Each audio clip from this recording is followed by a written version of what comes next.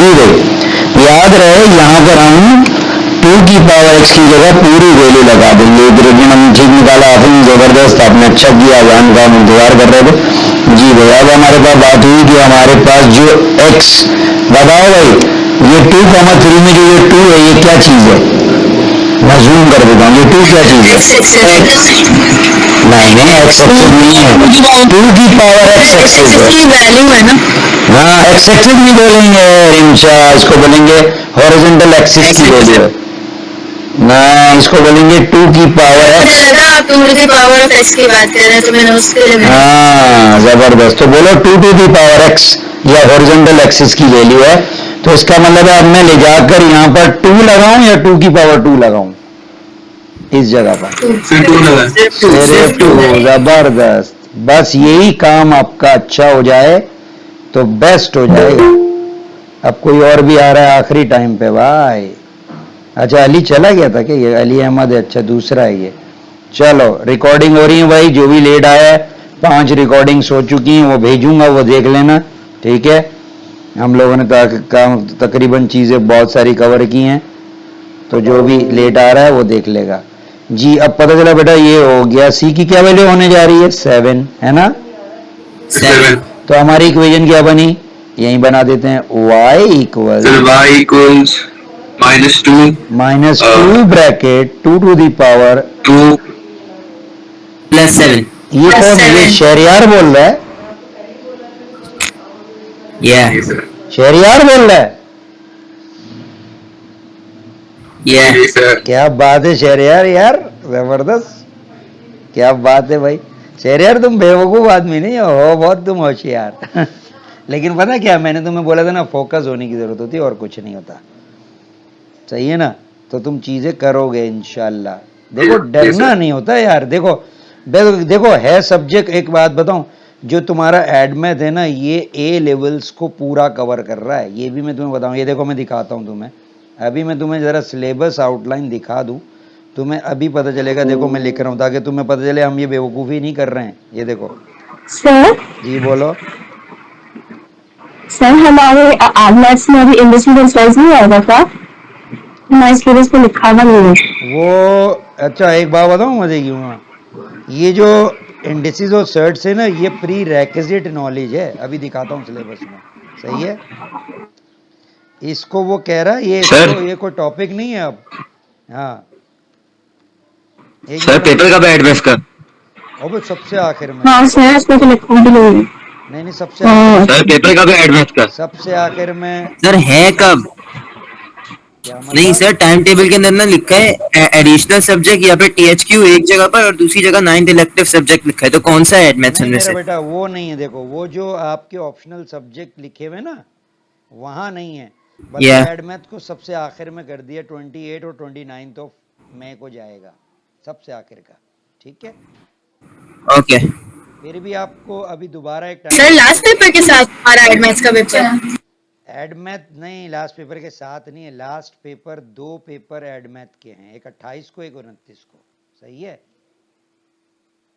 Sir वहाँ P1 P2 mention नहीं होगा? हैं क्या चीज? वहाँ P1 P2 मेंशन नहीं होगा? P1 और P2 मेंशन नहीं हुआ हुआ?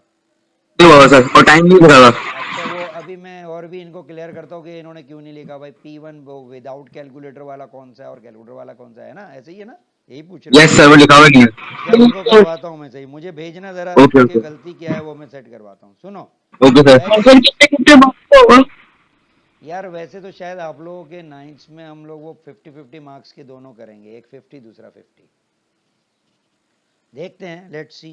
अभी आओ देखो मैं तुम्हें ये बताने जा रहा हूँ कि सिलेबस जो सीआई का असल मकसद आप लोगों का क्या है। सुनो मेरे बच्चों, देखो सुनो, मैं क्या कह रहा हूँ कोई क्या कह रहा है वो अहम बात नहीं है, आप जिस सिस्टम के लिए अपेयर होंगे आप देखेंगे वो क्या कह रहा है। ज़रा ये पढ़िए ये लाइन, एक ये वाली लाइन, ये लाइन पढ़िए सिर्फ इतनी सी, ये देखिए ये लाइन पढ़िए, इस लाइन में भी ये वाली चीज़ पढ़िएगा कि एडमेथ्स कितना कीमती आपके लिए है, वो देखिए।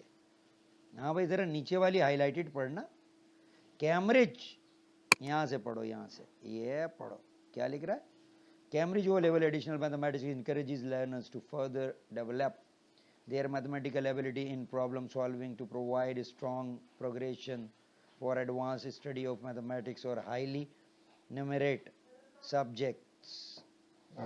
It is designed to stretch the more able candidates and provides a smooth transition. ये काम की बात याद रखना, जो लोग एड में नहीं पढ़ रहे हैं उनके लिए ए लेवल्स में ट्रांजिशन अच्छी नहीं होती. To Cambridge International AS and A level mathematics.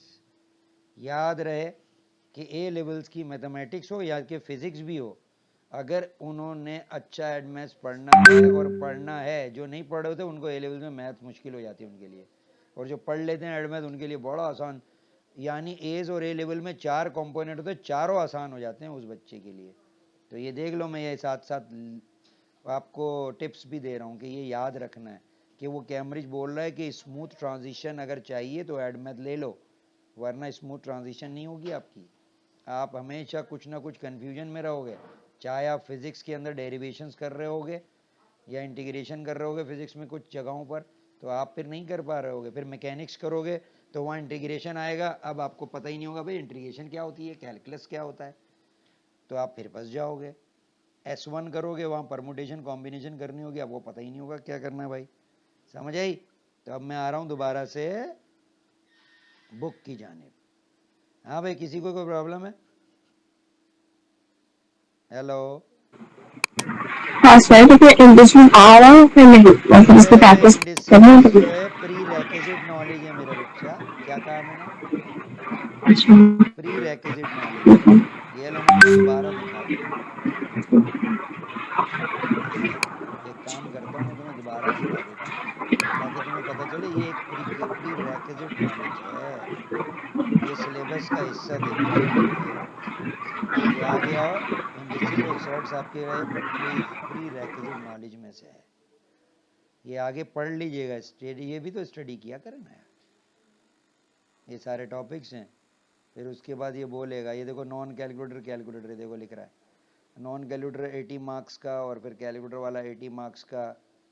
फिर ये आगे सारी चीज़ें बताएगा आपको. सब्जेक्ट कंटेंट्स, ये देखो ये सारी चीज़ आ गई. फंक्शंस पहला चैप्टर था, क्वाड्रेटिक्स था. अब इसमें जो है ना क्वाड्रेटिक्स के बाद ये फैक्टर्स.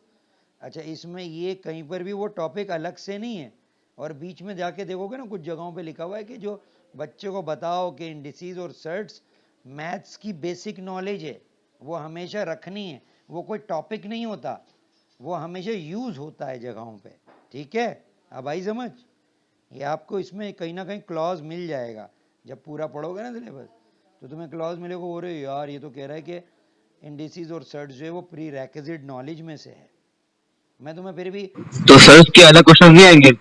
नहीं, अलग से नहीं, उसमें जब जब देखो, अब मैं बता रहा हूँ कैसे होगा. फॉर एग्जाम्पल कोई क्वेश्चन सॉल्व कर रहा है बच्चा, सॉल्व करते करते उसके पास आ गया अंडर रूट में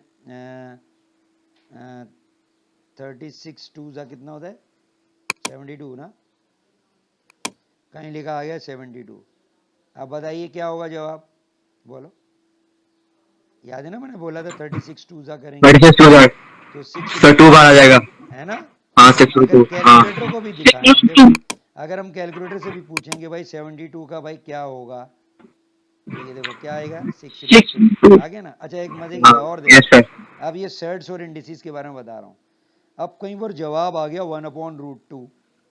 अब देखो कैलकुलेटर क्या देगा, अगर कैलकुलेटर होगा तुम्हारे पास तो तुम लिखोगे 1/√2, तो उसका जवाब पता क्या वो दे रहा होगा, ये देखिए वो दे रहा होगा √2/2. जवाब देखो आ गया √2/2, है ना बेटा. सही कैसा है? ये ऐसे आया कि इश्तियाक ये करेंगे √2 से मल्टीप्लाई, √2 से डिवाइड, इसको कहते हैं अच्छा कॉन्जुगेट. हाँ ये भी तो था. अब इसके मुताबिक बताओ, ऊपर तो √2 आ गया, नीचे √2 क्या हो गया, 2 हो गया ना. देखा, यस. ये वजह है कि आपको ये क्या आ गया भाई. अबे भाई, ये कहाँ से आ गए तुम, हटाओ. अच्छा जी भाई, तो मेरे बच्चों ये आपको समझ में आई होगी बात. आई समझ? ये नहीं, ये प्री रैकेजिट है. अच्छा, अब कभी कहीं तुम्हारे पर लिखा